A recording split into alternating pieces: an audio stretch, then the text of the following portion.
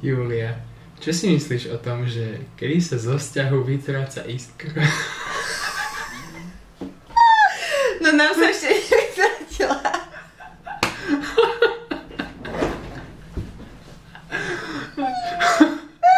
A pritom sme spolu už zo pár rokov. A pritom sme spolu už 10 rokov, to je tzv. 10 ročie. A iskra sa nám stále nevytratila. Lebo v článku sa píše, že už aj prvý rok je náročný a napríklad štvrtý je kritický.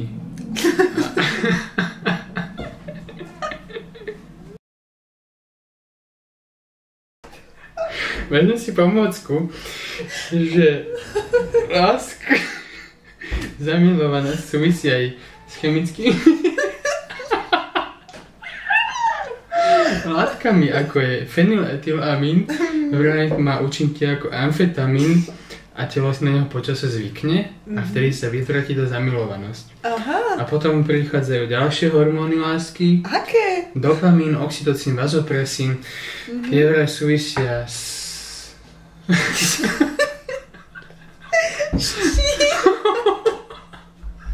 naviazaním partnerov, súdržnosťou a takou partnerskou láskou, vzájomnou úctou a... Aha. Romeo, tak to je super. A tak hlavné je, že dá sa to urobiť aj bez tých kríz, že vzťahom sa dá prejsť aj bez toho, keď si jeden druhého vážime a je to fajn. Presne tak. Tak. Tak je to úplne super.